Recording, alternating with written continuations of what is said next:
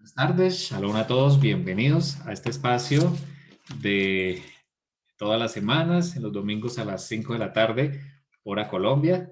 Estamos muy contentos de tener a cada uno de los invitados que están aquí, que semana tras semana nos acompañan, nuestros amigos, bienvenidos. Como siempre oramos por cada uno, para que el Señor esté con nosotros, supla las necesidades, nos guarde, nos muestre caminos, decisiones. eh, qué hermoso es poder caminar con el Señor y también conocer su palabra y obedecerle en amor. Como sabemos, este es un grupo que hemos formado con el único objetivo de estudiar Torah, sabiendo que la Torah nos muestra el Mesías, eso lo vemos en cada momento, y además también trae un mensaje, no solo un mandamiento que sabemos que está vigente hoy, como todos los 613 mandamientos que aparecen aquí en la Torah, sino que además hay un mensaje para nosotros de esperanza, de amor, de consuelo, que el Señor quiere darnos a nosotros. Vamos a arrancar esta tarde. Hay un mensaje muy importante en esta porción que estamos desde capítulo 3, versículo 23. Vamos a ubicarnos allí. En adelante vamos a ir hasta el capítulo 6. Vamos a ver algunos de los aspectos importantes que trae esta porción, que como recordamos en este libro de Deuteronomio que estamos viendo, Moisés está recordando al pueblo las palabras, está recordando la Torah y da algunos mandamientos nuevos que aparecen aquí también. De hecho, aquí aparece el mandamiento más importante, de acuerdo a Yeshua. Hoy lo vamos a ver allí. Y está hablando a esa nueva generación, no a la que salió de Egipto, sino a la nueva, a los que quizás eh, eh, se fueron en brazos o eran muy niños o menores de 20 años y hoy que ya están adultos y a punto de entrar a la tierra prometida. Nosotros también creemos que que estamos viviendo los últimos tiempos, eso nos muestran las señales que están en la misma Biblia. Así que como pueblo que está a punto de tomar la tierra prometida, sabemos que este mensaje también es para nosotros. Vamos a orar para pedir dirección del Señor. Baruch atah Adonai, Eloheinu melech haolam. Bendito eres tú, Señor Dios nuestro, creador del universo, que nos das tu Torah, que eres el donador de la Torah. Pedimos, Señor, que nosotros, nuestros hijos y los hijos de nuestros hijos, sean conocedores de tu nombre y estudiosos de Torah. Gracias, Señor, porque tú la diste con amor. Esto es un regalo de amor que nos da sabiduría. Ayúdanos a caminar en él, a entender. Abre nuestra mente, danos tu espíritu, para que cada uno de nosotros, desde el conocimiento que nos das, desde la sabiduría, podamos entender y aprender un mensaje, Señor. Que no sean las palabras de este servidor, sino sea tu palabra la que hable. Lo pedimos en el nombre de tu Hijo Yeshua. Amén. Ok, vamos aquí a comenzar. Voy a proyectar.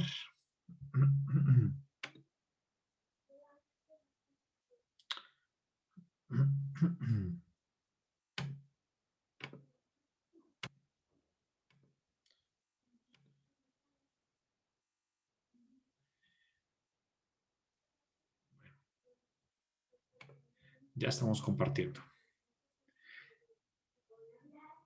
Bueno, espero que todos la estén viendo allí. La porción de esta semana que arranca precisamente en Deuteronomio 3:23, en hebreo se llama Baet Hanan, como lo vemos aquí. Y allí pusimos el significado. Estamos en la porción 45, ya casi finalizando las porciones anuales. Esta porción es muy importante y comienza precisamente con esa frase que vemos en el versículo 23 de Deuteronomio capítulo 3, cuando Moshe le dice al Señor, o dice así en el versículo 23, y clamé y supliqué. En algunas Biblias en español está como oré. Bueno, es una de las traducciones, por supuesto. Hanan tiene esa traducción, pero realmente la mejor traducción es y supliqué. Vamos a ver algunos de esos aspectos por los cuales Moshe estaba suplicando, que es lo que estaba suplicando aquí precisamente al Eterno. Vemos que en el versículo 23 dice que él suplicó al Eterno en aquel tiempo diciendo: Señor Adonai, tú has comenzado a mostrar a tu siervo tu grandeza y tu mano poderosa. Porque ¿qué Dios hay en el cielo ni en la tierra que hagas obras y proezas como las tuyas? Y ahí viene el pedido: pase yo, te ruego, y vea aquella tierra buena que está más allá del Jordán, aquel buen monte y el Líbano. Pero Adonai se había enojado conmigo a causa de vosotros, por lo cual no me escuchó. Y me dijo Adonai: basta, no me hables más de este asunto. Sube a la cumbre del Pisga, alza tus ojos al oeste, al norte y al sur, al este, y mira con tus propios ojos, porque no pasarás el Jordán. Entonces, aquí recordamos un poco en el episodio de Números 20, cuando el pueblo murmuró por falta de agua. Quizás Moshe, cansado de tantos años, cuántos años escuchando murmuraciones, y cuando habla con el Eterno, él le dice: tienes que hablarle a la roca, no tienes que golpearla. El golpear la roca fue justo antes del Sinaí, si recordamos allá en Éxodo capítulo 17, donde la orden era golpear la roca y salió agua de la roca y todos pudieron beber. En esta ocasión, el Señor le dijo: háblale a la roca. Eso tiene un significado mesiánico tremendo, creo que ya lo hemos hablado anteriormente. Muchos de ustedes lo conocen, y es que la roca, sabemos que en la escritura se muestra la roca como nuestro Salvador, Yeshua propiamente. De hecho, Pablo lo dice, que era la roca espiritual que lo seguía, y esa roca era Yeshua, así lo dice Pablo. Esa roca solo podía ser golpeada una sola vez, tal como lo hemos visto en Hebreos, de que Yeshua debía morir una vez y para siempre por los pecados de todos. No era necesario que él muriera varias veces, sino una sola vez. Y entró al lugar santísimo, en el santuario celestial, con su propia sangre para expiar en el Yom Kippur que se está llevando a cabo. Por lo tanto, Moshe no debía golpear a la roca, no era la función, debía hablarle a la roca. Se equivocó, quizás lleno de tristeza, lleno de angustia, como nos muestra Números 20. Estaba quizás lleno de ira y les dijo a los israelitas: les haremos sacar agua, o les haré sacar agua a esta roca, y la golpeó. Causa que provocó, por supuesto, que el Eterno le dijera: ustedes no me han santificado delante de los israelitas, por lo tanto no van a pasar a la tierra prometida. Y quizás es una de las razones, la más importante, por la cual Moshe no pudo entrar a la tierra prometida. Vemos, como apreciamos aquí en las imágenes, déjame un segundito, ponemos aquí el puntero.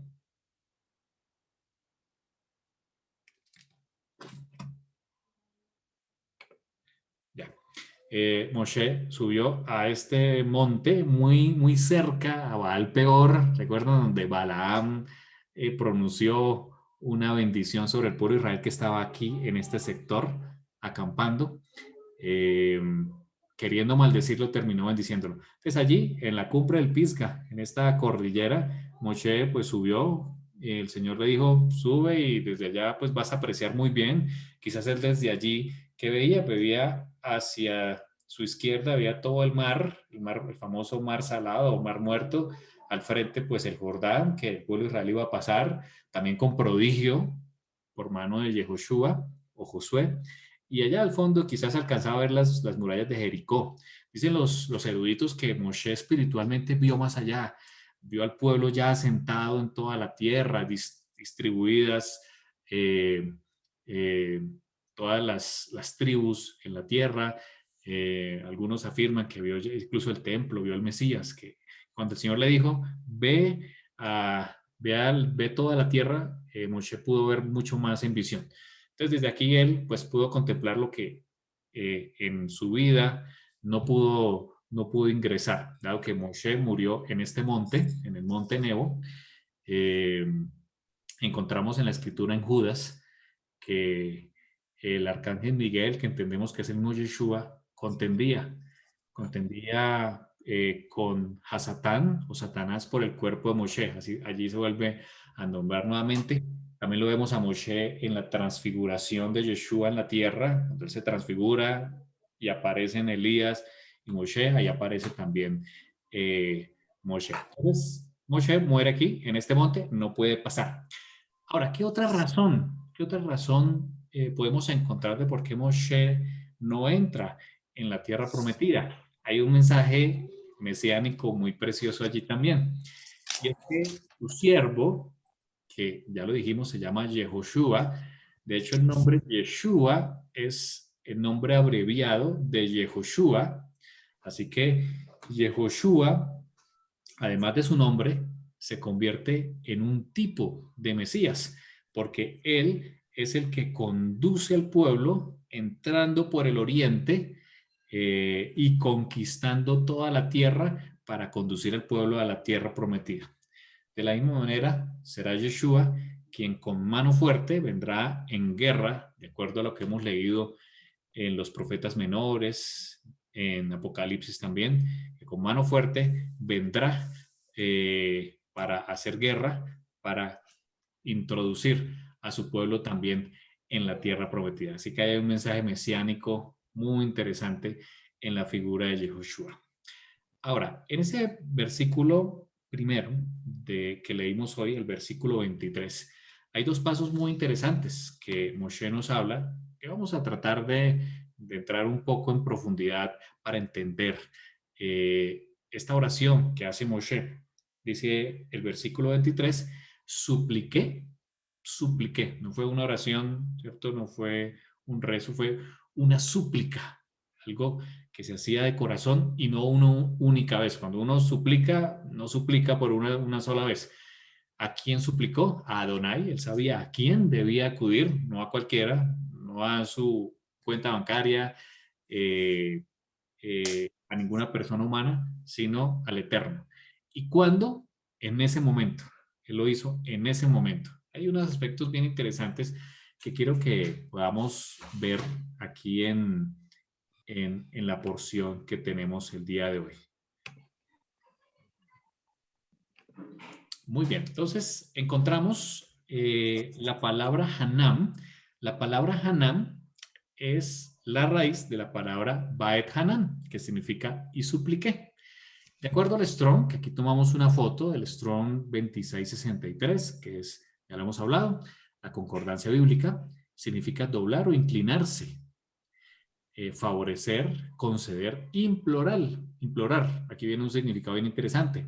Apiadarse, compadecerse, gemir, misericordia, también significa orar. Por eso algunas Biblias lo traducen como orar y oré, pero también se traduce como pedir, piedad, rogar y suplicar. Aquí viene uno de los significados más interesantes de la palabra Hanan. Así que vemos a Moshe en una actitud de súplica.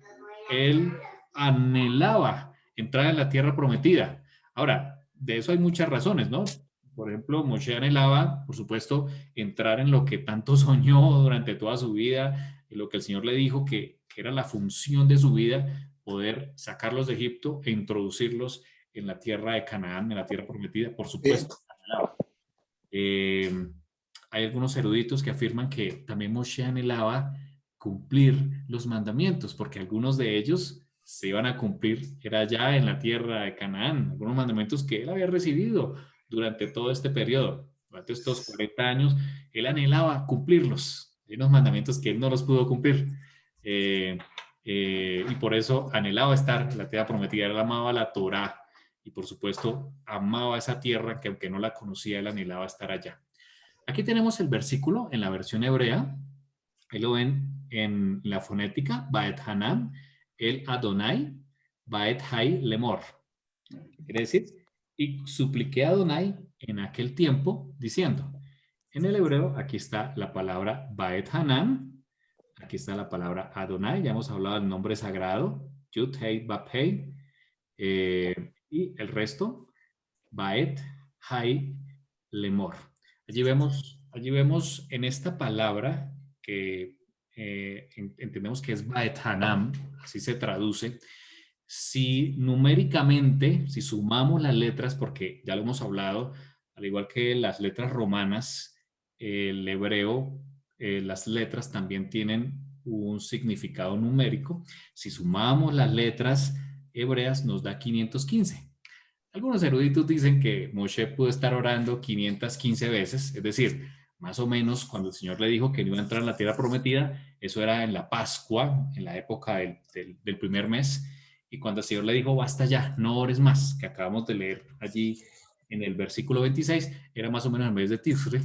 Pues, algunos eruditos tratan de concretar de que en esos meses, en esos 7 meses, 3 veces al día, eh, pueden haber esas 500, más de 500 veces que pudo rogar al eterno Moshe. Regálame un segundito, vamos a hacer aquí verificar aquí algo.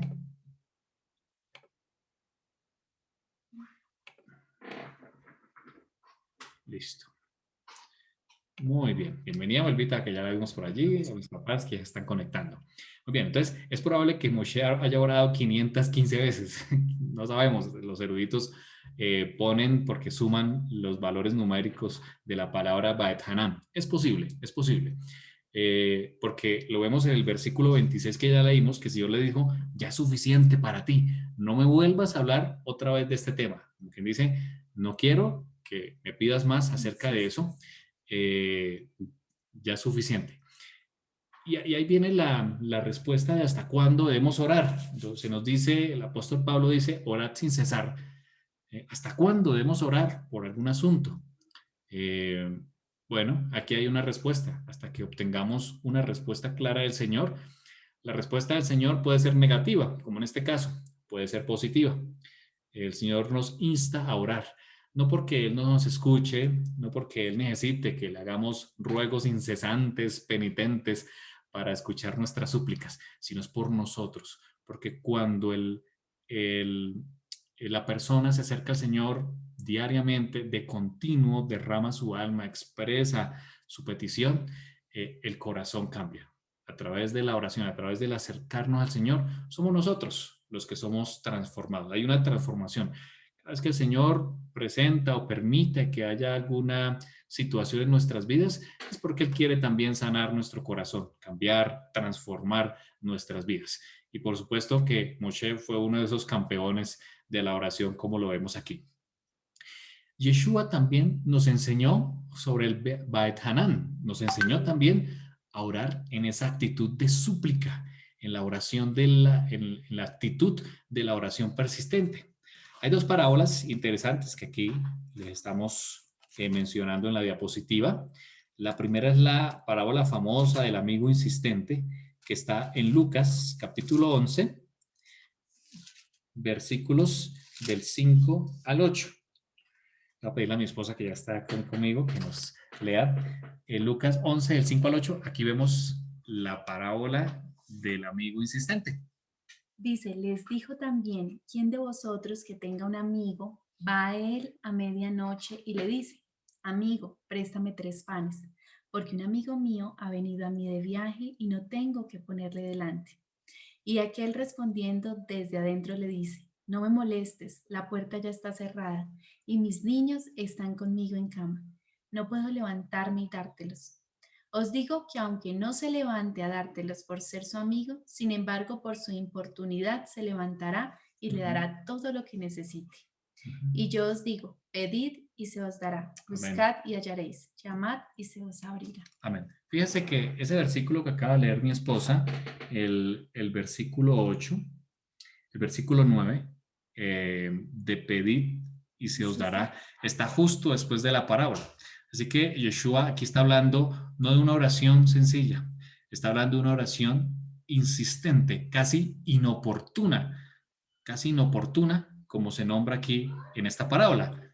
Si usted recibe una visita de noche y usted abre su alacena para ver qué le puede brindar al viajero que acaba de llegar a su casa, encuentra que la alacena está vacía, quizás lo que se le ocurre es ir a buscar al más cercano, ¿cierto?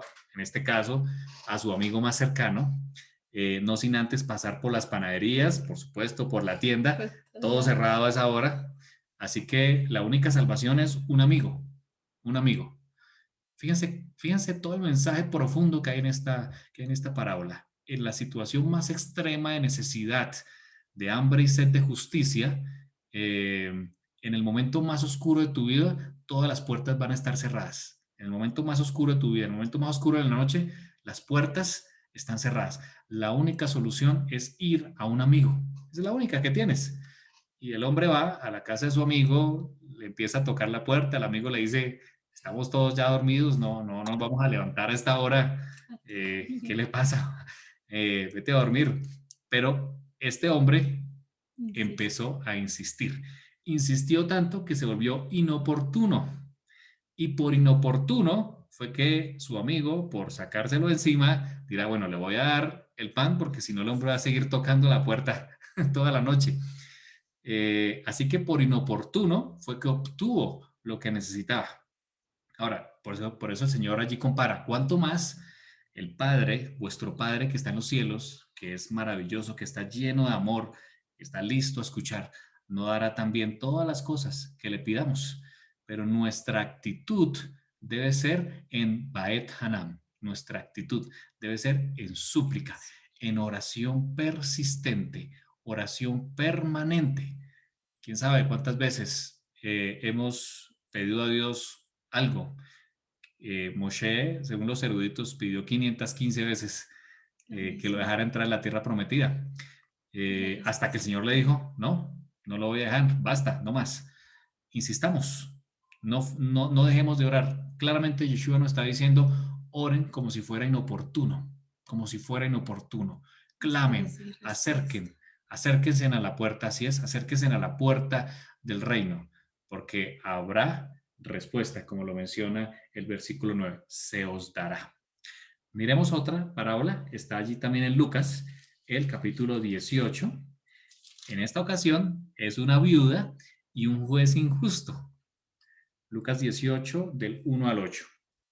También le refirió Yeshua una parábola sobre la necesidad de orar siempre y no desmayar, diciendo, había en una ciudad un juez que ni temía a Dios ni respetaba al hombre. Había también en aquella ciudad una viuda, la cual venía a él diciendo, hazme justicia de mi adversario. Él no quiso por algún tiempo, pero después de esto dijo dentro de sí, aunque ni temo a Dios ni tengo respeto al hombre, sin embargo, porque esta viuda me es molesta, le haré justicia. No sea que viniendo de continuo me agote la paciencia. Y dijo el Señor, oíd lo que dijo el juez injusto. ¿Y acaso Dios no hará justicia a sus escogidos que claman a Él día y noche? ¿Se tardará en responderles? Os digo que pronto les hará justicia. Pero Amén. cuando venga el Hijo del Hombre, ¿hallará fe en la tierra? Gracias, amor. Aquí vemos también una parábola muy similar, una viuda que tenía una necesidad. Recordemos el contexto de la viuda. La viuda quedaba desamparada en aquel momento cuando moría su esposo y es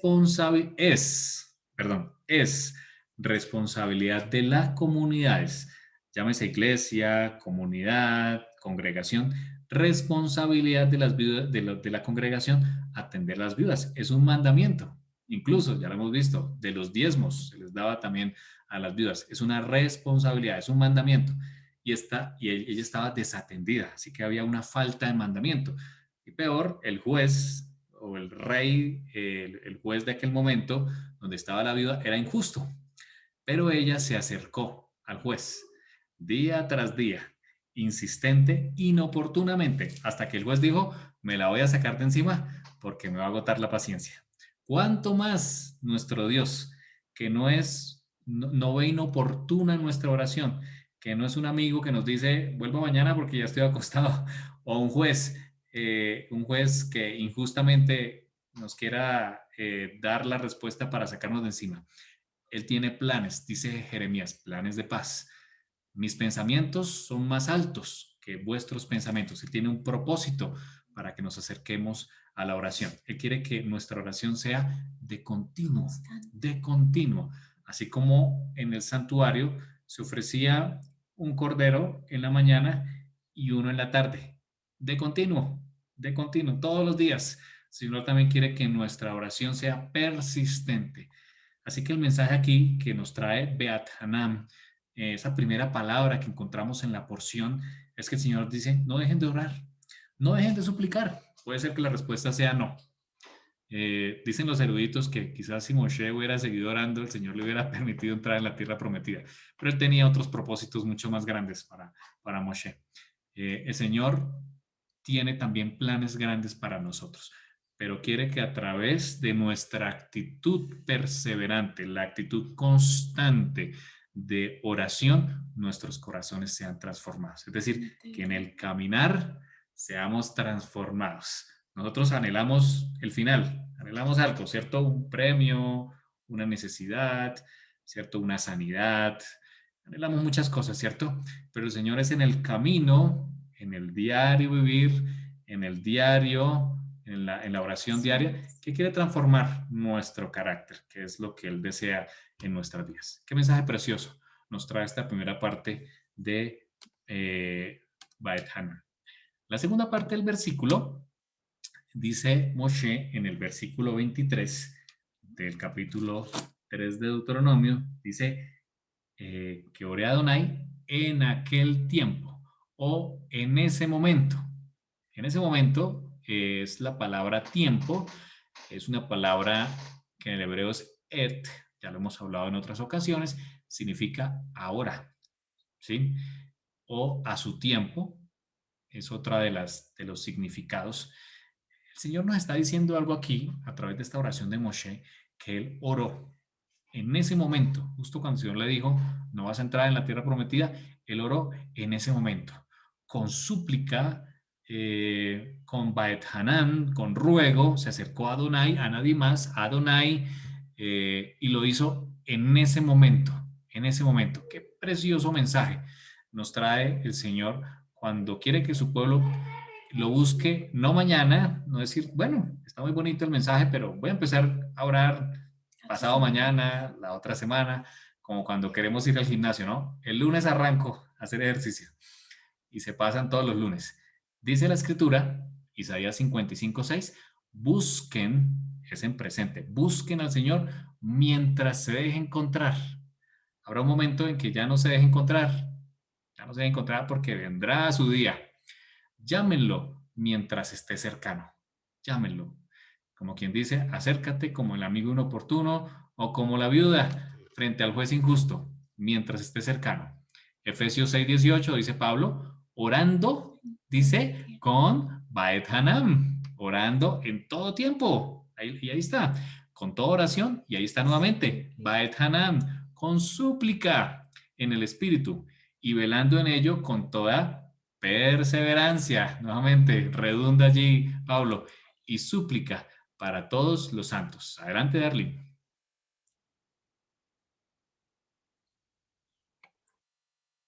Darlene, tienes una pregunta, ¿cierto? Sí, ¿a qué Adelante. se refiere eso de mientras se deje encontrar? Ahí no me es como tan claro. Sí. Nosotros sabemos que podemos encontrar al Señor y que ese teléfono está abierto siempre, ¿cierto? Sabemos. Isaías nos está mostrando aquí que hay un momento en que el Señor no se va a dejar encontrar porque Él vendrá a hacer juicio. Él vendrá a poner en orden, o sea, a enfrentarse a sus enemigos, por supuesto, y a poner en orden las cosas aquí en la tierra. Entonces habrá un momento en que vendrá a ejercer el juicio. Entonces ya no se va a dejar encontrar en ese momento, sino Él va a hacer el juicio. A eso se refiere, Darle. Ah, ok, gracias. Sí, por eso el Señor nos dice, hoy es el momento, hoy es el momento de buscarlo. Y el Salmo 116:2 no es el único, hay muchos salmos que hablan muy similar a este versículo. Dice, porque a mí se ha inclinado su oído, por tanto le invocaré mientras yo viva. Era una oración que David y otros salmistas repetían de continuo, lo vemos en muchos salmos.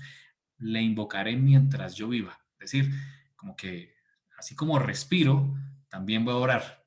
¿Cierto? Es esa misma actitud. Mientras viva, le invocaré. Así que el Señor busca que le invoquen, porque dice la Escritura que los que invocan su nombre alcanzarán la tierra prometida. Así que en esta primera oración que aparece en el versículo 23, el El Señor nos muestra a través de Moshe, número 1, orar en todo tiempo, o con súplica. 2, al Eterno, no a nadie más. Las tiendas están cerradas, las panaderías están cerradas, solo un amigo es el que nos puede dar la solución, de acuerdo a la parábola de Yeshua. Tercero, en ese momento, en el momento que necesitamos, dice Pablo, en todo tiempo, ¿cierto? Es decir, el ahora. Es en el ahora que debemos buscar al Señor en súplica, en oración. Termina diciendo el versículo, diciendo. Eso tiene un significado bien importante. A veces oramos al Señor, pero nuestras oraciones eh, no le contamos al Señor, no abrimos el corazón, no le decimos, Señor, nuestro pedido, no le expresamos qué es lo que sentimos, lo que necesitamos, lo que pensamos. Y el Señor quiere, por supuesto, que el Señor conoce todos los pensamientos, conocen toda nuestra necesidad, lo que hay en nuestra cabeza, claro que sí, pero Él quiere que lo digamos, porque no es porque Él no lo conozca, es para que nosotros, al decirlo, podamos descansar, podamos entregar la carga que hay aquí, ¿cierto? Hay una carga que traemos, una ansiedad, ¿cierto? Un pecado, un problema. Cuando usted le cuenta a un amigo cercano su carga, usted descansa, ¿cierto? Usted como que comparte las cargas. De la misma manera, el Señor quiere que le digamos, tal como Moshe lo vimos a partir del versículo 24, le dice, Señor, yo sé que tú eres grande, déjame pasar a tierra, al otro lado del Jordán. Hay que expresarle al Señor para que nuestro corazón sea sanado. Aquí hay un tema de sanidad. 2, de amistad, porque cuando conocemos a alguien podemos llegar a amarle y cuando amamos a alguien le obedecemos. Así que aquí hay un proceso bien hermoso en esta oración expresada por Moshe en aquel momento. Muy bien, vamos a pasar a otro tópico que nos trae la porción y es a partir del capítulo 4, Moshe empieza a hablar acerca de los mandamientos, de los mitzvot, y aquí empezamos a hablar de la identidad. Moshe está hablándole a un pueblo que tiene una identidad, a un pueblo que se reconoce por ciertas características que vamos a empezar a ver de aquí en adelante. Y eso es lo que nos habla Deuteronomio. Hay unas características que tiene el pueblo de Dios de ese momento y el de hoy. El que estaba a punto de entrar en la tierra prometida y el que hoy está a punto de entrar a la tierra prometida. Y en el capítulo 4, Moshe dice, ahora pues Israel, oye, ya vamos a hablar de esa palabra oye, ese Shema. Dice él, los estatutos, los decretos que yo os enseño, ¿cierto? Aquí no está hablando solamente de los 10 mandamientos, los mal llamados 10 mandamientos, ya lo hemos hablado, ¿no? Que son 10 palabras y contienen más de 10 mandamientos, sino está hablando de toda la Torá que él ha hablado hasta ese momento. Pero fíjense lo que él dice, los he enseñado ¿para qué? Para que los ejecuten. Esto es impresionante. ¿Por qué? Porque en nuestro pensamiento griego que tenemos nosotros, los de este lado del mundo, con esa herencia griega romana que tenemos todos, por supuesto, que la hemos heredado, nosotros nos gusta mucho sentarnos a discutir.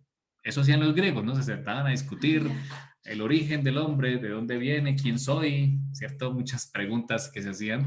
Y esa es la cultura griega, el conversar, el discutir. Y a veces en nuestras congregaciones, nosotros mismos, nadie se salva, por supuesto, nos quedamos en la discusión. Nos ponemos a discutir la escritura. Interesante. Hablemos de teología. ¿Qué significa esto? ¿Hacia dónde va? Y nos quedamos allí. Nos quedamos allí en la discusión. Pero Moshe está diciendo algo aquí. Está diciendo para que los ejecutes. La Torá no es para discutir. Por supuesto que se puede discutir, claro que sí. Y hay interpretaciones y bienvenidas todas las interpretaciones. Ese es el pensamiento judío. Pero en el pensamiento judío o hebreo va mucho más allá que las diversas interpretaciones. Más que él sabe. Es el hacer, es el hacer. Si el Señor dice, ama a tu prójimo, yo voy a amar a mi prójimo porque es un mandamiento. Si el Señor nos dice, acuérdate del Shabbat, descansa en el Shabbat, pues yo lo voy a hacer. O sea, no es cuestión de discutir, ¿cierto? El mandamiento, es de hacer. Si el Señor nos dice, tienes que guardar algunas fiestas especiales, ya la hemos hablado, las 7 fiestas, porque también tienen Shabbat, está allí en la escritura, pues no es cuestión de ponernos a discutirlo, bienvenidas todas las discusiones, pero hay que ejecutarlos. Allí también dice, debes honrar a tu padre y a tu madre. Pues el Señor nos dice, hay que ponerlo por obra. Y no es la única ocasión. En la escritura vemos que el pueblo del Señor, el que se identifica como el pueblo del Señor, es un pueblo hacedor. Porque la escritura nos dice que no quiere que seamos solo oidores, no solo oidores, sino hacedores, hacedores de la Torá. Así que la Torá, los mandamientos, que los ponemos aquí, los 613 mandamientos, que ya lo hemos explicado en Edot, que son los mandamientos como el Shabbat, las fiestas, por ejemplo, el Pesa, el Yom Kippur, que nos recuerdan un aspecto importante espiritual. Los Hukim, que son otros mandamientos no fáciles de entender, como el mandamiento de no consumir algunos alimentos, como el cerdo, mariscos y otros alimentos que la Biblia claramente dice que su pueblo no debe consumir, y los Mishpatim, que nos hablan de las leyes de comportamiento civil, de que si tú robas tienes que restituir, de cómo restituir realmente a una persona que ha hecho un daño de diversos aspectos en el aspecto civil. Así que los mandamientos no son solamente para discutir, los mandamientos son para ejecutarlos. Porque ¿qué dice Moshe después en el versículo 1? Para que los ejecutes y para que vivas. Es decir, al ejecutar los mandamientos, tú vas a vivir. Ahí está la promesa. A veces nosotros en el mundo cristiano nos acercamos a la escritura y vemos todas esas promesas maravillosas de Deuteronomio, ¿cierto? Para finalizar Deuteronomio 28, que dice que tú serás cabeza y no cola, de que bendito el fruto de tu vientre, bendito en el campo y en la ciudad, etcétera. Nos apropiamos de esas bendiciones, pero no queremos obedecer los mandamientos que están allí. Por supuesto que el Señor quiere un pueblo que se acerque a Él, que estos mitzvot se pongan por obra, se ejecuten y por esa razón podamos vivir. Y dice Él, y entréis y poseáis la tierra. Ahí está la promesa para quienes también estamos a punto de poseer la tierra prometida. Entráis y poseáis la tierra que Adonai, el Dios de vuestros padres, os da. Es un versículo tremendamente profético. Nos lleva a la identidad. ¿Cuál es la identidad que el Señor está buscando en estos momentos de su pueblo? Ahora, veamos el versículo 2 del capítulo 4. Dice, no añadiréis, dice Moshe muy claramente, no añadiréis a la palabra que yo os mando. No hay que añadir nada a la Torá, ¿cierto? Aquí vamos a hacer un alto. Sabemos que en la época rabínica, aquí le voy a dar la paso a mi esposa, se añadieron algunos aspectos de más a la escritura. ¿Por qué fue, amor? Bueno, lo que pasa es que para que nosotros los entendamos, porque no es fácil entenderlo, ¿cierto? Y a veces eso nos lleva a dificultar nuestro entendimiento. El mejor ejemplo es el siguiente. En Estados Unidos, por ejemplo, cuando una persona tiene una piscina, la persona tiene que ponerle un cercado, ¿cierto? Un cercado a esa piscina. Pero si una persona ajena quiere venir y un niño, por ejemplo, vio la piscina y la cerca no es muy alta, el niño se puede subir el cercado, meterse a la piscina y ahogarse, ¿sí? Entonces, si ese niño se llega a ahogar, ¿a quién judicializan? Al dueño de la piscina también por no haber protegido lo suficiente su piscina para evitar este accidente. Entonces, muchas familias no solo ponen el cercado obligatorio, ¿sí? El que por ley se debe poner para proteger la piscina, sino que ponen un cercado adicional más alto para evitar que otro pueda venir, transgredir la ley y tú puedas ser juzgado por eso. Entonces, ¿qué pasó en ese contexto? El pueblo de Israel venía de haberse equivocado mucho, ¿sí?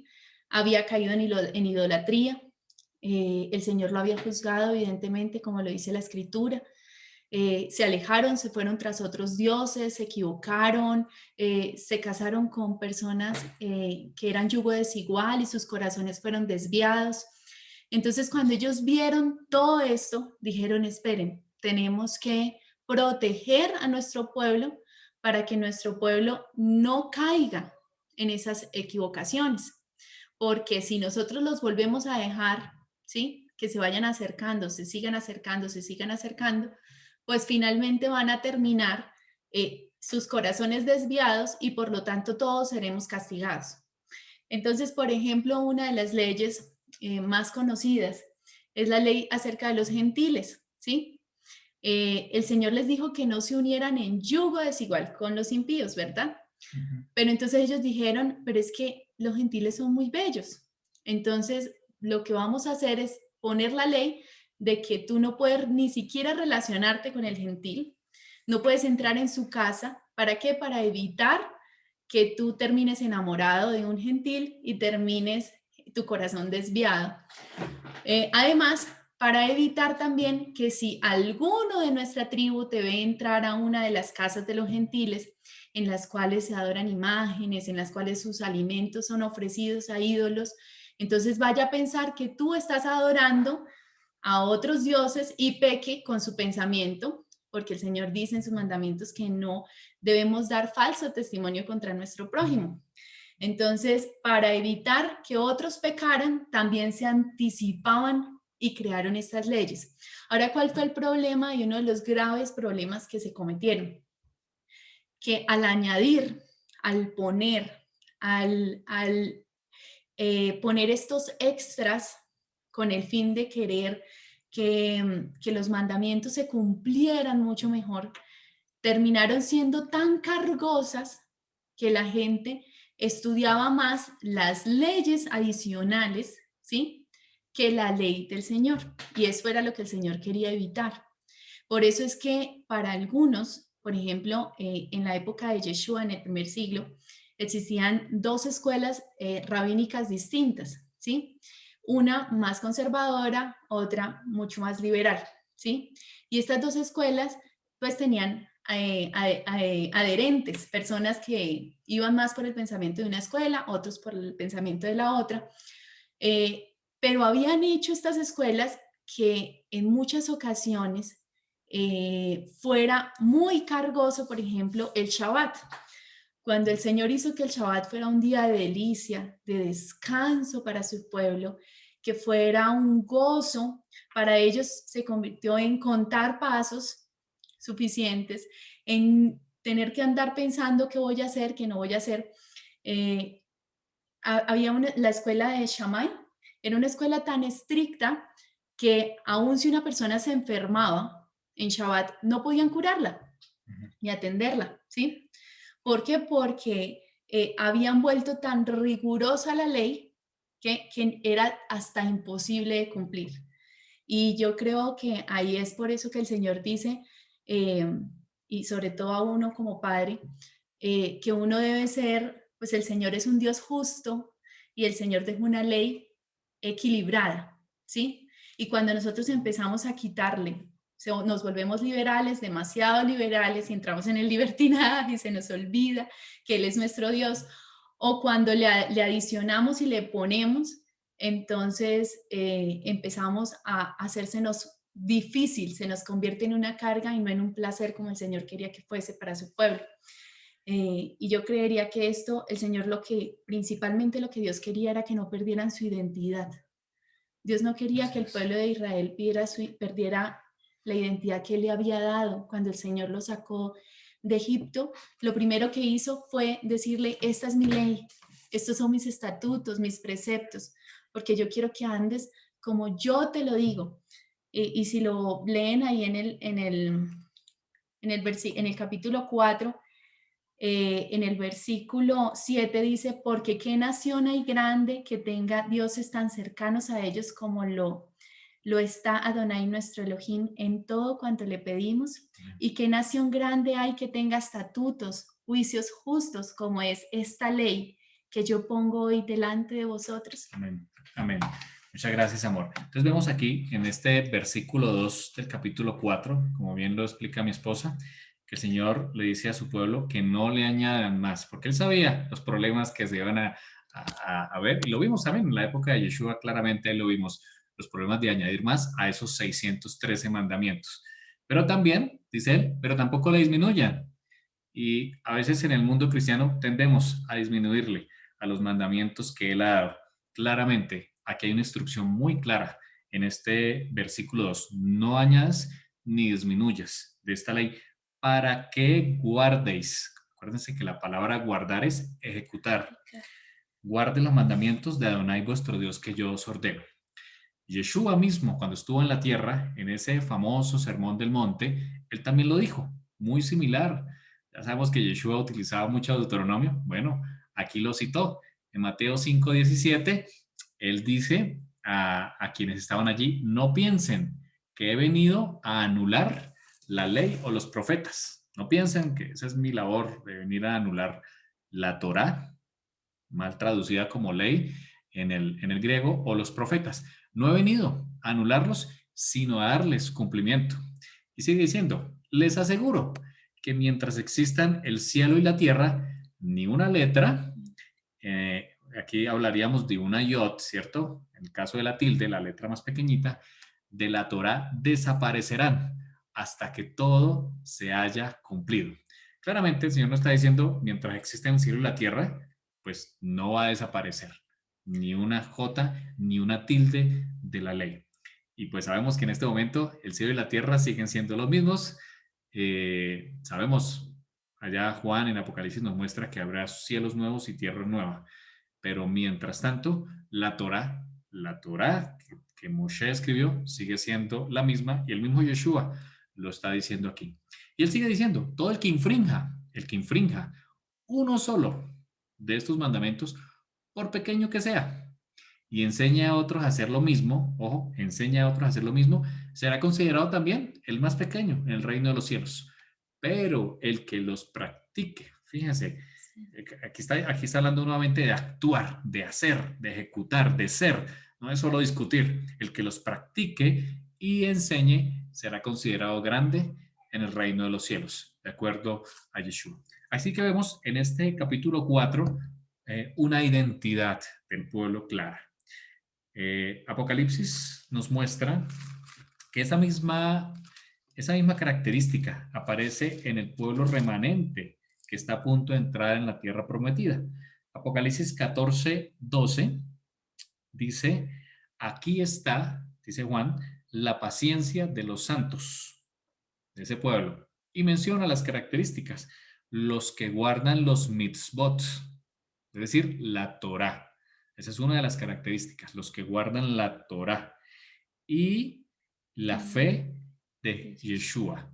Ahí están las dos características. Los que aceptan a Yeshua, creen como Él lo hizo, la fe de Yeshua, lo han aceptado, lo han confesado con su boca. Creo que en el mundo cristiano lo hemos hecho, ¿cierto? Hemos confesado a Yeshua con nuestra boca. Pablo nos dice que cuando aceptamos a Yeshua somos injertados en el olivo natural, que es Israel. Pero además hay una característica adicional, los que guardan los mitzvot. Así que aquí hay identidad.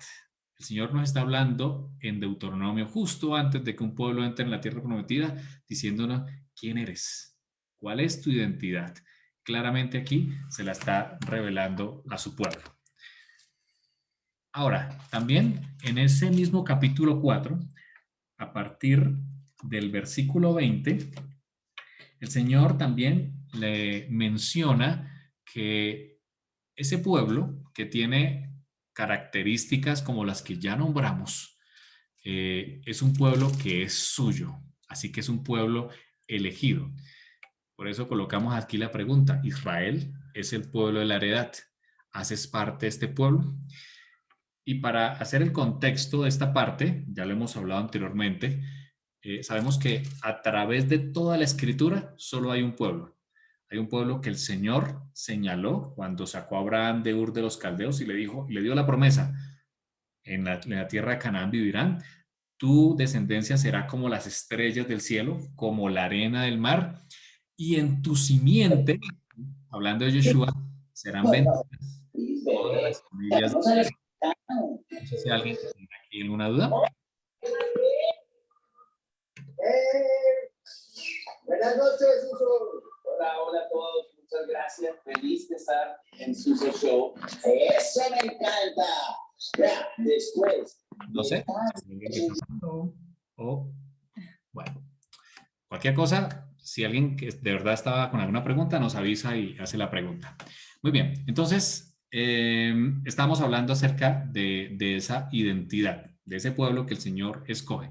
Claramente, en Deuteronomio 4:20, que hace parte de la porción, el Señor dice, pero a ustedes el Señor los tomó y los sacó de Egipto por gracia. Ahí está la gracia, claramente, de ese horno donde se funde el hierro, esclavitud.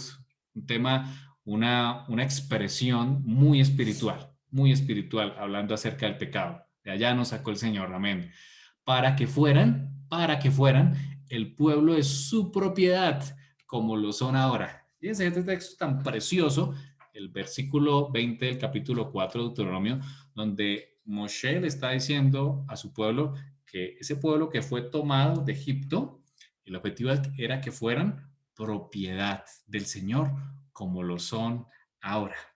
De hecho, en Éxodo 19:5, en Deuteronomio 7:6, el 14:2 y el 26:18 expresan muy similar a este versículo.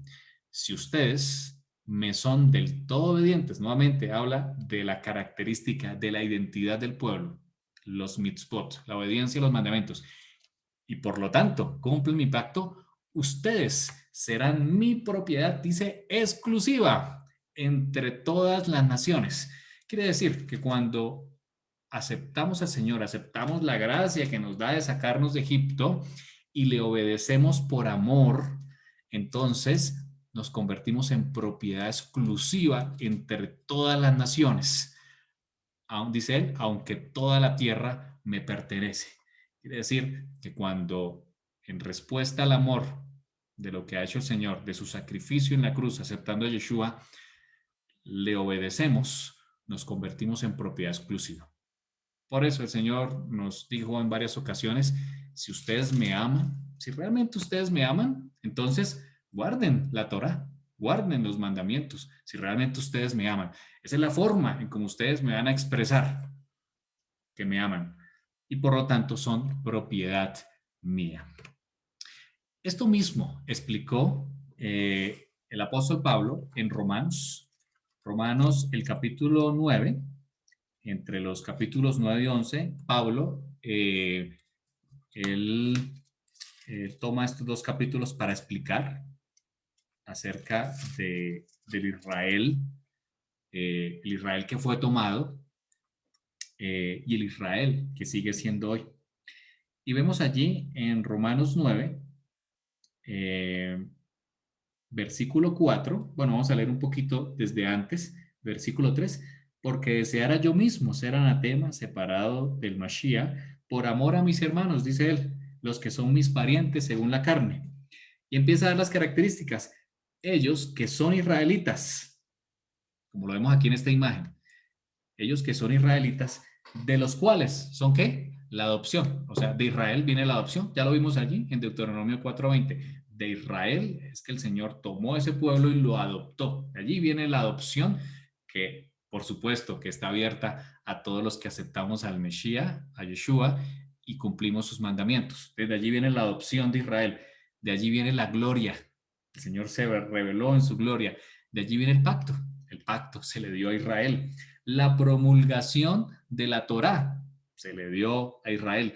El culto en el santuario, más adelante en el templo. Yeshua, sumo sacerdote, está cumpliendo ese propósito actualmente en el cielo.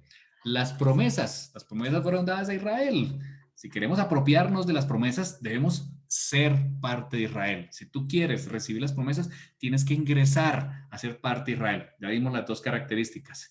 ¿Qué más viene Israel? Los patriarcas. Los patriarcas vienen de Israel. Yeshua, qué hermoso, ¿no? Vino, de los cuales, según la carne, vino el Mashiach, el Mesías, el cual es Dios sobre todas las cosas, bendito por los siglos, dice Pablo Pablo aquí. Amén. Así que claramente Pablo está diciendo, es que de Israel viene, ¿cierto? El Señor tomó a Israel, le dio adopción, gloria, le dio un pacto, le dio una Torá, le dio un culto, le dio las promesas, le dio los patriarcas y nos dio a Yeshua. Yeshua viene de allí, de la tribu de Judá. Así que claramente Pablo nos está hablando aquí de una identidad, de un pueblo con unas características especiales y está invitando a todos, claramente, a ser parte de ese pueblo. Dice él en el versículo 7 del capítulo 9, ni por ser descendientes de Abraham son todos hijos, sino en Isaac te será llamada descendencia. Esto es, no los que son hijos según la carne son los hijos de Dios, sino los que son hijos según la promesa, contados como descendientes. Claramente le está diciendo aquí, no tienes tú que ser de sangre de alguna de las 12 tribus de Israel para ser parte del pueblo. No, claramente él está hablando diciendo, cuando tú aceptas la promesa, aceptas a Yeshua y cumples sus mandamientos, vienes a ser parte del pueblo de Dios. Hay otros versículos en el capítulo 10 de Romanos. El Señor también nos dice en el versículo 12, por eso es que Él dice en el versículo 12 del capítulo 10 de Romanos, ya no hay diferencia entre judío y griego, pues Él mismo, que es Señor de todos, es rico. ¿Para quién? Para todos los que le invocan, es decir, Israel, todos los que le invocan, porque todo aquel que invocare el nombre del Señor será salvo. Está claramente la identidad del pueblo de Dios. Saltemos al capítulo 11.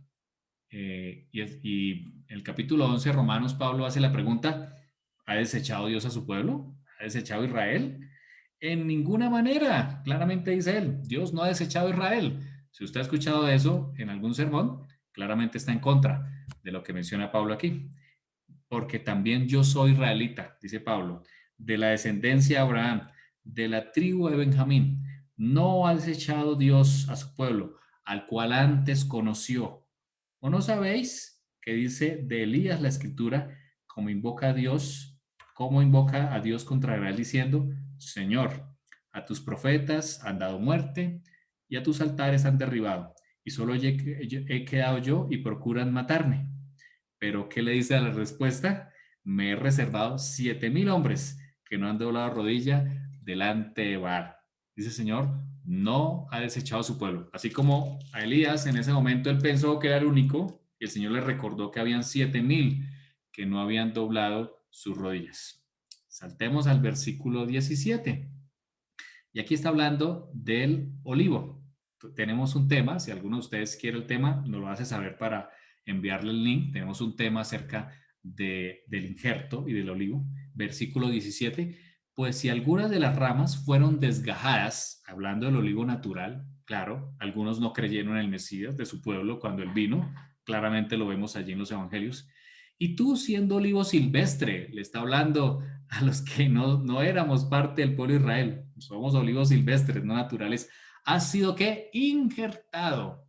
Nosotros, los que aceptamos al Mesías y guardamos sus mandamientos, somos injertados en lugar de ellas y ha sido hecho participante de la raíz de donde viene todos los alimentos, que es el Mesías, y de la rica savia del olivo. No te jactes contra las ramas. Ojo, no te jactes contra las ramas. Nosotros, los silvestres, los que hemos sido injertados, no nos jactemos en contra de Israel.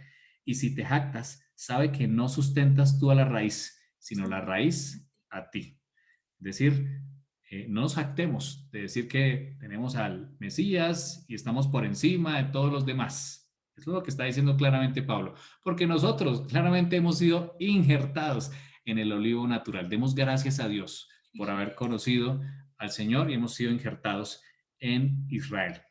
Sigue diciendo el versículo 20, bien por su incredulidad, hablando del olivo natural, fueron desgajadas, pero tú por la fe estás en pie. No te ensoberbezcas, no es nuestra función, ¿cierto? Decir es que Israel fue desechado, no. Claramente Pablo lo está diciendo aquí, no es nuestra función, sino teme, Porque si Dios no perdonó las ramas naturales, a esas que fueron desgajadas, que no creyeron en el Mesías, tampoco te perdonará a ti. Olivo silvestre. Mira pues la bondad y la severidad de Dios. La severidad ciertamente para con los que cayeron, pero la bondad para contigo, la gracia. Si permaneces en esa bondad, en la gracia, pues de otra manera tú también serás cortado. Es decir, si nos apartamos del Señor, si desechamos al Mesías y sus mandamientos, claramente también, así como algunas ramas del olivo natural, seremos también cortados. Y aún ellos, si no permanecieren en incredulidad, serán ¿qué? Injertados. Nuevamente, aquí hay una promesa también para el olivo natural. Quizás aquí Pablo también le está hablando al pueblo judío, al de hoy. Cuando ellos acepten al Mesías, serán injertados también. Dice, pues poderoso es Dios para volverlos a injertar. Porque si tú fuiste cortado del que por naturaleza es un olivo silvestre, y contra naturaleza, o sea, algo difícil, fuiste ¿qué? Injertado en el buen olivo para alimentarnos de la misma savia de Israel, cuanto más estos, que son las ramas naturales que fueron desgajadas, serán nuevamente injertadas en su propio olivo. Claramente la escritura nos muestra una identidad. Hay un solo pueblo. Podemos hoy hablar de muchas religiones, de denominaciones, quizás donde tú asistes, donde asistimos, pero claramente la escritura habla de un solo pueblo. Hay un solo apellido para todos. Podemos tener diferentes nombres. Podemos ser colombianos, podemos ser americanos, centroamericanos, pero todos los que aceptamos al Mesías y cumplimos su Torá, nuestro apellido es Israel. Nuestro apellido es Israel. No podemos desechar, no podemos llenarnos de soberbia, como dice Pablo, no podemos jactarnos del olivo natural o hablar mal del olivo natural, cuando el olivo natural fue el que plantó el Señor con sus propias manos. Mira, aquí lo estamos viendo. Esto fue lo que plantó el Señor. Y a nosotros nos dio el privilegio de ser injertados en ese olivo cuando aceptamos al Mesías y obedecemos sus mandamientos. Quiero saber si hasta aquí hay alguna pregunta de esta parte donde vamos. Y pasamos a la última parte de este tema. ¿Todo claro? Muy bien. ¿Tú querías mencionarlo? Bueno, muy bien. Vamos a la última parte, en los capítulos 5 y 6 de Deuteronomio. En el capítulo 5 de Deuteronomio, el Señor vuelve a repetir, creo que hay una... Todo claro. Muy bien, Diego. En el capítulo 5, Moshe vuelve a repetir las 10 palabras. Mal llamados 10 mandamientos, claramente ya lo hemos hablado, son 10 palabras, de hecho hay más de 10 mandamientos allí, pero popularmente se conocen como los 10 mandamientos.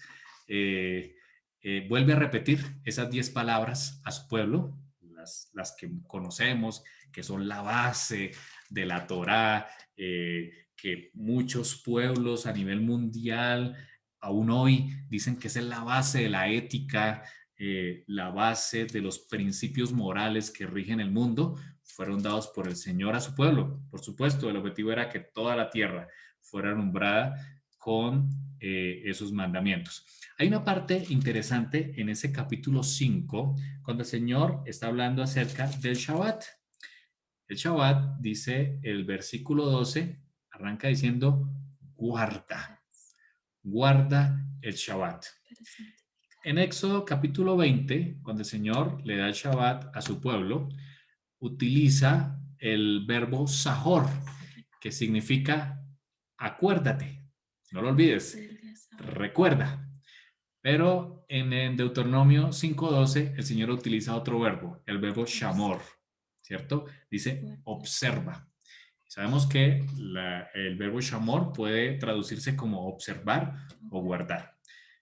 En el hebreo, observar o guardar, o este verbo shamor, es mucho más allá. Es algo que tú, con todas tus fuerzas, ¿cierto? Con todo tu ser, vas a hacerlo.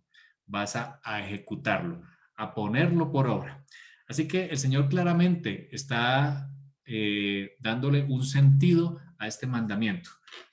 Hay una bendición especial. Y si usted todavía no ha experimentado lo que es un Shabbat, le invitamos a que haga planes, planes organizando sus cosas, su trabajo, sus actividades, para que en ese día usted pueda reunirse con su familia, mucho más precioso, pero si no se puede, usted, y a la puesta del sol del viernes, como está en la escritura, usted pueda darle gracias a Dios, parar sus actividades cotidianas y dedicar ese día para contemplar al Señor, para estar en familia, para reposar, para estudiar la Torah. Es el día para estudiar la Torah, porque sabemos que Ay, que sea en delicia. el milenio mesiánico que ya se acerca, será uno de los aspectos, quizás el más importante, estudiar Torah, porque como no habrá necesidad de trabajar, así como él era en el año sabático o en el año Yoel, el pueblo se dedicaba a estudiar Torah, era lo más importante. Así que el Shabbat es un día para estudiar la escritura. Por eso es que en el Shabbat, ustedes han visto en algunas de nuestras fotos también, encendemos 2 velas. Ese es el significado de poner 2 velas. Y además de que es una forma muy didáctica de enseñar a nuestros hijos, porque eso les decimos, hijos, ¿qué significan las 2 velas?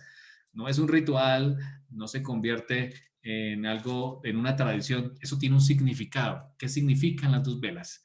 Y nuestros hijos contestan, ellos lo hacen, bueno, son los 2 verbos del Shabbat, que es acuérdate o recuerda y observa. El Señor nos dio 2 verbos para el Shabbat con el fin de ponerlo por obra en nuestras vidas. Le invitamos a que si usted no lo ha hecho, lo haga y verá la bendición que empieza a sentir, ¿cierto? Ese descanso semanal de olvidarnos de nuestro trabajo porque Él provee todas las cosas, así como lo hacía el pueblo en el año sabático o en el año Yovel, y saber que podemos ser alimentados por Él. Qué precioso mensaje nos traen estas 10 palabras preciosas, y les invito a leerlas desde el capítulo 5, palabras que siguen tan vigentes. Quizás la mayoría de personas en el mundo, cristianos y no cristianos, concuerdan en que estos mandamientos, especialmente a partir de la quinta palabra de honrar a padre y madre en adelante, pues son universalmente aceptados. Vamos a la última parte del día de hoy. El Señor, a través de Moshe, finaliza con el capítulo número 6. Y en el capítulo número 6 hay algo extraordinario, y por eso lo dejamos al final, porque queremos que quede en nuestras mentes. En una ocasión le preguntaron a Yeshua, ¿cuál es el mandamiento más importante? Habían 613. Hay 613 mandamientos. Y Yeshua claramente dijo, tanto en Mateo como en Marcos, lo vamos a leer de Marcos 12, 28, dice, acercándose uno de los escribas que los había oído disputar y sabía que les había respondido bien, le preguntó, ¿cuál es el primer mandamiento de todos? ¿Cuál es el más importante? Y Yeshua le respondió, el primer mandamiento es este, Shema Israel. Oye, Israel, Shema Israel. El Señor es nuestro Dios. El Señor uno es. Hay un mensaje preciosísimo en esa frase que el Señor expresa y que esa es la base de la identidad también como seguidores del Señor, aceptando al Mesías Yeshua y cumpliendo sus mitzvot, sus mandamientos. Él dice, el Señor es nuestro Dios. Número 1, ¿quién es tu Dios? Ahí está la base y la identidad. ¿Quién es tu Dios? Claramente el Señor está diciendo y está recordando el texto de Deuteronomio capítulo 6, a partir del versículo 4, cuando él dice Adonai, en ese momento Adonai, nuestro Dios, es decir, es nuestro Dios, no hay otro. Esa es la base monoteísta, que desde ese momento fue algo impactante para las naciones. Ver a un Abraham monoteísta fue impactante para todos los que le rodeaban, pueblos politeístas como hoy también los tenemos, y sigue siendo la base nuestra. Y la segunda es cuando dice Adonai Echad. Aquí lo tenemos en el hebreo. el versículo 4. Versículo 4, aquí está el Shema. Shema Israel Adonai. Aquí está el nombre sagrado. Adonai Elohenu, o Adonai nuestro Señor, el único. Nuevamente dice Adonai, aquí está el nombre sagrado, Ejat. Esa palabra Ejat es una palabra que tiene un significado en el Strong, el 259, que significa, de primero, unido. Nuestras Biblias lo traducen como uno es. Claro, así entendemos que tenemos un solo Dios, dice Pablo, y un mediador, que es Yeshua HaMashiach o Jesucristo, en la traducción en el español. Pero claramente también el otro significado de Had es unido. Yeshua, en su oración de Juan 16, elevó una oración preciosa cuando dice que sean uno, que este pueblo, ¿cierto? Que esta congregación, que estos hijos sean uno, como tú y yo somos uno. Y esa es otra de las bases que tenemos como pueblo de Israel, saber que nuestro Dios es uno, pero que también es unido, que hay una unidad allí perfecta, como la unidad perfecta entre el hombre y la mujer, que se hacen una sola carne cuando unen sus vidas en matrimonio, de acuerdo a la escritura. De la misma manera, Yeshua y su padre son uno solo. Hay una unidad perfecta, una unidad en ese gobierno. Claramente, Ejat, en ese Shema Israel, está diciendo que no solo Adonai es nuestro Dios, que es el único, precioso, pero que también es uno, que es unidad. Claramente aquí alude a que estaba presente Yeshua cuando se entregó la ley a su pueblo. El novio mismo, como es el ritual en la boda judía, el novio mismo le escribió la ketubá, la ley, se la entregó a la novia con las condiciones para casarse con ella. Por lo tanto, este versículo 4 es una base fundamental de identidad del pueblo. Uno, que Adonai es nuestro Dios. Número 2, que Él es uno y que es unidad.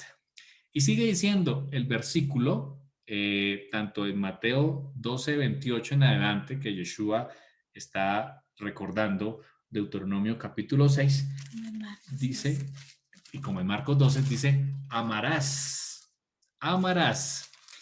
Ese verbo amarás es un verbo muy interesante. Es un verbo que alude a una forma continua. En el hebreo, ese ahabat, es un verbo de continuo crecimiento, de continuo crecimiento. El Señor le está diciendo a su pueblo, si ustedes me obedecen, si ustedes estudian, leen la Torah, van a conocerme, allí van a conocerme. Y cuando me conozcan, indudablemente me van a amar. Así que claramente el Señor le está diciendo a su pueblo, amarás. ¿Amarás a quién? Es una promesa. Ajá, es una promesa al Señor, tu Elohim, con todo, dice la escritura, con todo el corazón, que en el hebreo realmente es la mente, con toda la mente. Pensemos. El corazón está aquí. Muy bien, pensemos lo que significa toda la mente, no una parte, ¿cierto? Sino toda la mente, con toda nuestra mente debemos amar al Señor, todos nuestros pensamientos. Y al meditar en este tema recordaba que Pablo decía, nosotros a los Gálatas, decía, nosotros tenemos la mente del Mesías, la mente de Cristo. Y Pablo, conocedor, por supuesto, de toda la ley de memoria, porque fue un discípulo de Gamaliel, quizás estaba pensando en esto, cuando dice, amarás al Señor con toda tu mente, todo lo que hay en tu mente. Y sigue diciendo, con toda tu alma. Entendemos que el alma es el nefesh, que significa el soplo de vida. Cuando el Señor crea a Adán, le da un soplo de vida, que de acuerdo a la misma escritura, cuando la persona fallece, el cuerpo vuelve a la tierra y el soplo, el nefesh, regresa al Señor, quien lo da. eso, ese regalo que el Señor nos dio para vivir en el cuerpo, también debemos amar al Señor espiritualmente, o sea, con toda esa alma que el Señor nos ha dado. Pero también dice y finaliza, con toda tu mente y con todas tus fuerzas. Nuevamente, 3 veces tras vez, el Señor le insta a su pueblo a que él debe esforzarse. Su pueblo no es un pueblo que se sienta en una banca, no es un pueblo que se sienta en los agoras griegos para hablar de teología, no, es un pueblo que se esfuerza. Por eso el Señor le dijo a Yehoshua, esfuérzate y sé valiente. ¿Para qué? Para cumplir mis mandamientos. Por supuesto que lo hacemos como respuesta de amor, pero eso requiere un esfuerzo. Si Israel no hubiera pisado la tierra, si no hubiera puesto acción a su vida, nunca hubieran conquistado la tierra. Allí está la promesa, pero el pueblo necesitaba esforzarse. Creo que es un tema ampliamente hablado en el día de hoy a nivel empresarial, cuando hablamos de que si no ponemos en acción nuestros pensamientos, pues no va a pasar nada. Eso nos dicen en las charlas de coaching, que debemos poner acción. Si usted no pone en acción, como dice el logo de Nike, Just Do It, si usted no se pone en acción, pues nunca va a pasar nada. Solo van a quedar allí planes, ideas, pensamientos. El Señor habla aquí lo mismo para su pueblo y desde hace mucho tiempo. Yo creo que mi pueblo sea esforzado, esforzado. Dice él, ama al Señor con todas tus fuerzas. Incluso la expresión con todas tus fuerzas también implica con todos tus recursos. ¿Cuáles son los recursos que el Señor te ha dado? Tu cuerpo, tu tiempo, tus talentos, tu dinero, tus hijos, ¿cierto? Tu trabajo, todo lo que haces, todos tu esfuerzo, todos tus recursos. Tienes que amar al Señor con todos tus recursos. Ojo, y es un mandamiento. Por supuesto que sabemos que es una respuesta, ¿cierto? Amar al Señor. Pero claramente aquí, y el mismo Yeshua lo dice, es el mandamiento más importante, más importante. Y finaliza diciendo el Deuteronomio capítulo 6, grábate, ¿en dónde? En el corazón. Fíjense que desde aquí ya se hablaba de grabar en el corazón, ¿no? Una ley escrita en piedra. Jeremías, por supuesto, vuelve y lo dice, que el Señor quiere grabar en nuestro corazón, es decir, en nuestra mente, estas palabras, este mandamiento. Sino que desde Deuteronomio Moshe ya hablaba, él ya sabía cuál era el objetivo, que su pueblo viviera, que fuera una experiencia, que fuera un testimonio de la Torá. Grábate en el corazón estas palabras que hoy te mando. Hoy te mando todas estas palabras, todos estos mandamientos. Y sigue diciendo el mandamiento, incúlcaselas continuamente a tus hijos. Es decir, el mandamiento está que nosotros debemos enseñarle a nuestros hijos acerca de estas palabras, acerca de la Torá. Es un mandamiento. De hecho, lo repetimos con nuestros hijos, como está aquí. Háblales de ellas cuando estés en tu casa, cuando vayas por el camino, cuando vayas caminando, cuando te acuestes y cuando te levantes. Bueno, imaginémonos este pueblo en el desierto, cuando se levantaban, cuando se acostaban, cuando emprendían el camino. El mandamiento era repetir estas palabras. Y nosotros queremos darles un desafío a ustedes. Y es que estas palabras de Deuteronomio capítulo 6, del versículo 4 al versículo 9, las repitan de continuo. Es un mandamiento que el Señor dice que debemos repetirlo cuando te acuestes y cuando te levantes, cuando andes por el camino. No para que se vuelva una tradición, no es el objetivo. Es para que se graben en tu mente, para que de continuo estés en obediencia al Señor, para que te acuerdes del Señor.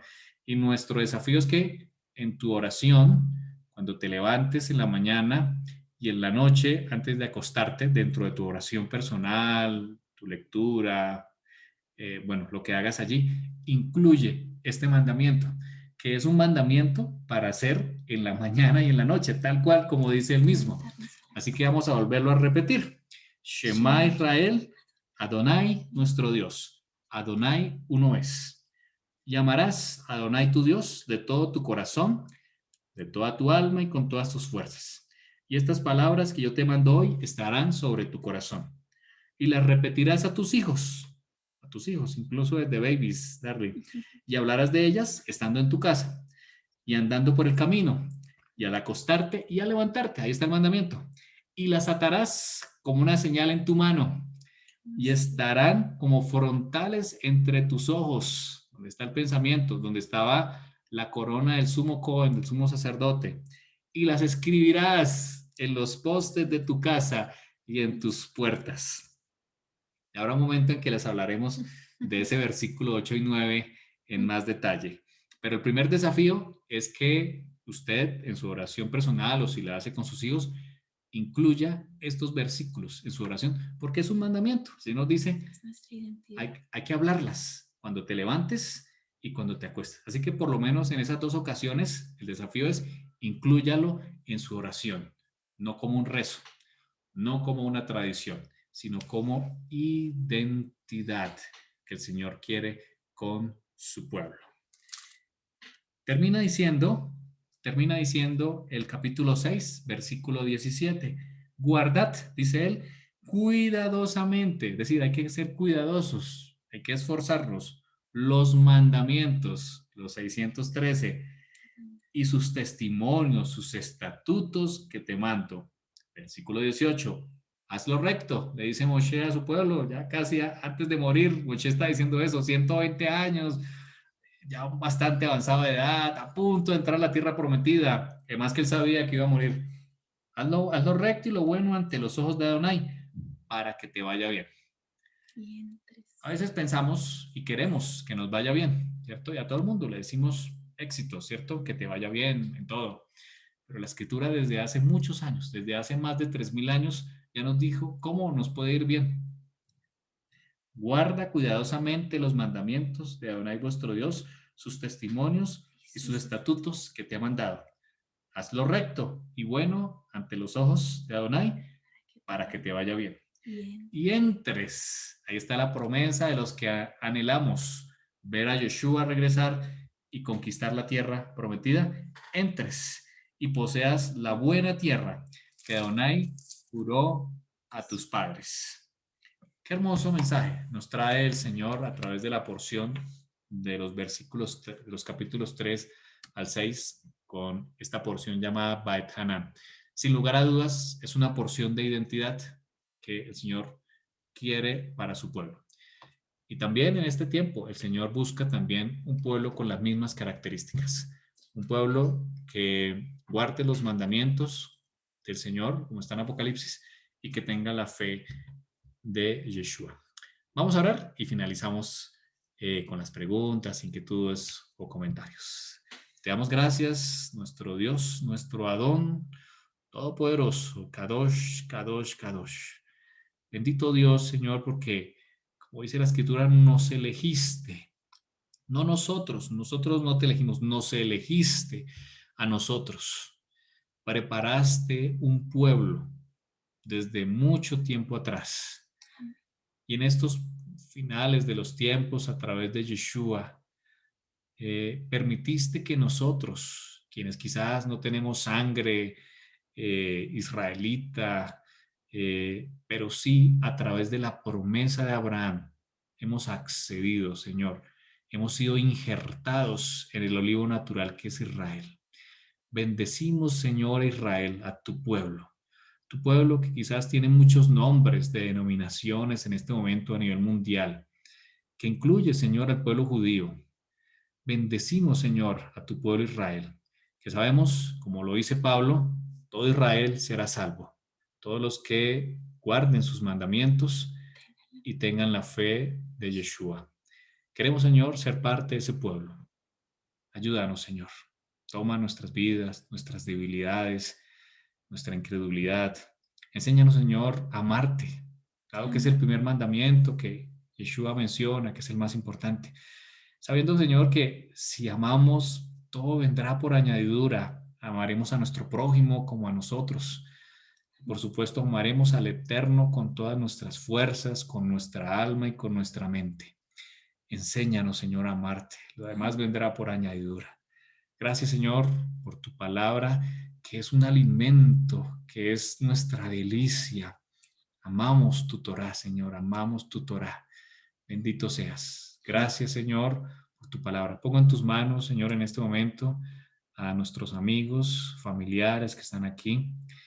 Pongo cada necesidad, Señor. Oramos por cada uno de ellos, las necesidades que hay, nuestras peticiones que presentamos día tras día, nuestros problemas, necesidades, Señor. Obra, Señor, con tu poder. Hemos tomado la decisión de ser persistentes, como el Beit Hanam que nos enseña Moshe, de persistir hasta el final, como el amigo inoportuno o la viuda frente al juez injusto.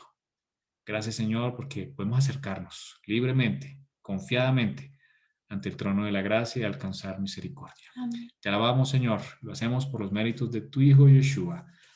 Amén. Amén.